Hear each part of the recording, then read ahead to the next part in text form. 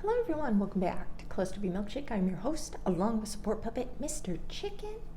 Yeah, today we're going to talk about if you are being targeted or if this is a grieving rebound. Okay, this is when you are going through a divorce, a death, some massive event that happened in your life where you have, this feeling of loss and emptiness. And if you don't know the 5 stages of grieving, just Google that shit, because a lot of it is bargaining, not wanting to accept what has happened, depression, before you even get into the acceptance part. And let's not forget anger.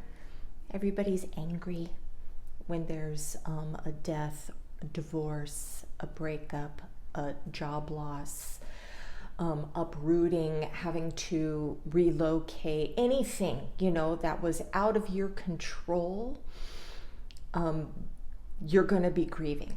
Even if you chose to do the breakup, you're grieving.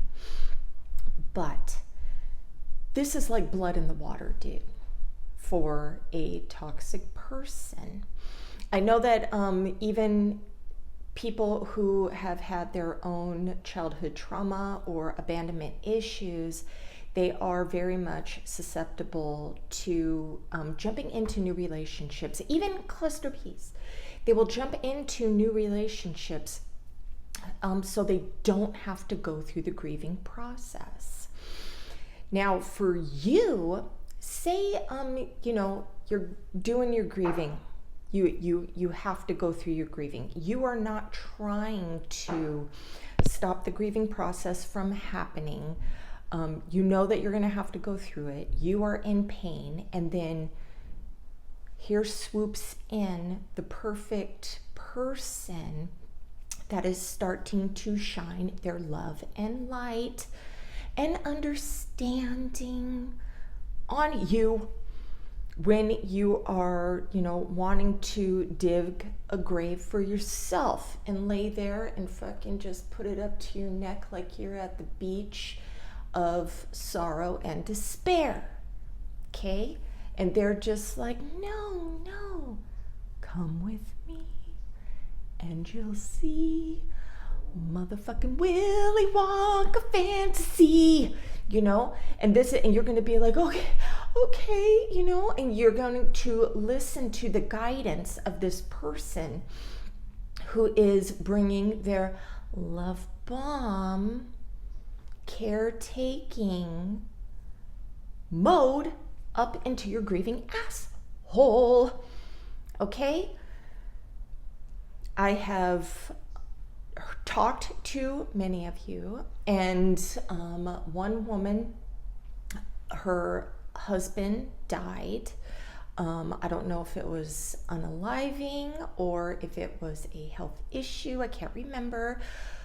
But she, was going to see a salesman about getting a new car. She just let it fucking slip. This is what she was going through, and guess who's ringing bitch up days after the purchase? Oh, I'm just checking in on you. I'm just targeting you. Yeah. And so she got targeted, and now she was in this big, long mess with this man who was using his children to stay connected, and a lot of flying monkeys and everything, when she was like, get away from me, you toxic mother suck. Now she's in this big fucking mess. Then another woman had an unfortunate death with another husband. And then another guy comes in who wants to be taken care of. So her, who has always been a wife for a very long period of time, she's in caretaker mode. She's into, taking care of her husband and her husband taking care of her. So even though that this man-child comes in and wants to be taken care of by a mother figure, she's in wife mode, and then she's slowly turning in to the mother figure, where she's telling him what to do and, buying him vehicle for a new business that he wants, apartment, so he doesn't have to go back and forth to whatever. And he's, of course, falling short of all the promises that he was giving her. Now, people who get into these grieving rebounds, or you are opening yourself up to being targeted by people like this, please take some responsibility for letting this happen to you. These people are mother sucks, okay? They don't get off scot-free. But you wanted somebody to come in and give you either purpose in life, caregiving somebody else, or somebody to save you from your grief, and you just put on those rose-colored glasses and you're like, oh yeah, this person is perfect in every way, and they're going to wash away all of my pain with their magical meat stick or clammy flippity flip-flops, No. Now, I totally understand why you want the pain to stop, and they do help that pain stop, but you don't know this person. They're a stranger. You don't know them. I already made a video on rebounds and stuff, but this is special grieving, grief that you don't want, that you just want erased from your life by this toxic Band-Aid going over the shotgun wound in your leaking heart. When you grieve, or in the grieving process, or going through a breakup, just know that you're either going to be walking on eggshells, making sure that this person isn't going to leave your life. You're scared of another abandonment. You're going to lose yourself because you don't want this person to leave your life. Or they're just going to take advantage of everything that you want to offer because you are so people-pleasing. You are so people-pleasing, they can fucking smell your neediness, It's not a good time for you. It's not a good time if both of you are grieving and you think that you're going to fix each other. No, it's not happening. A lot of us cluster Bs are grieving our childhoods every day, forever, never. It's like our own personal hellfire. And we find another cluster B or another person in pain, and we think that our pain, we understand each other. We understand what we went through and everything. There's no growth in broken shit. There's nothing that's going to come from it. Oh, you guys get to wallow in your garbage together?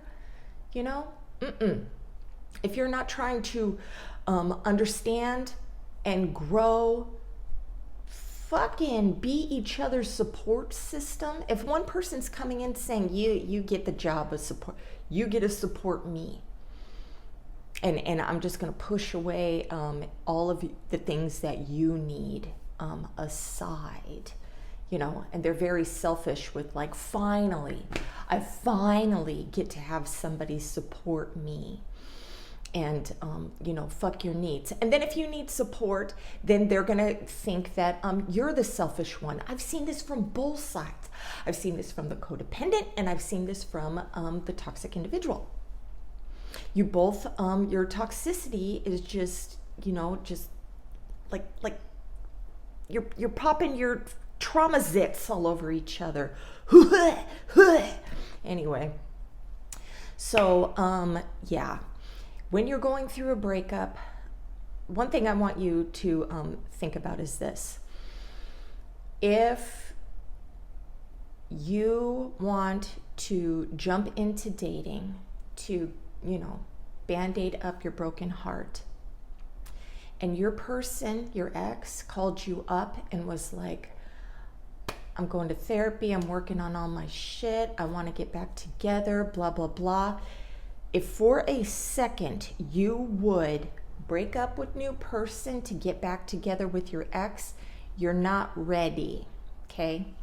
Number one, you're not ready, because if they can come back and ruin your new relationship that you're trying to have, you're not ready. It has to be done over, that you would never go back to your ex, okay? Number two, you're still holding anger for the ex, okay? Or you're still depressed over your ex. Now, yeah, going out with other people, it's gonna take your mind off it and everything, but if you are somebody who gets love addicted or limerence, where you become addicted to a person, please know this about yourself, because that is so unhealthy. But hey, I like my booze.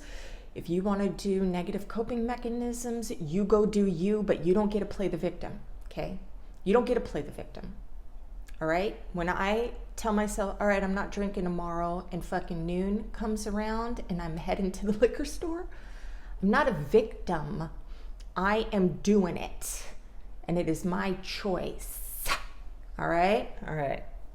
So I hope that was helpful. Have a great day.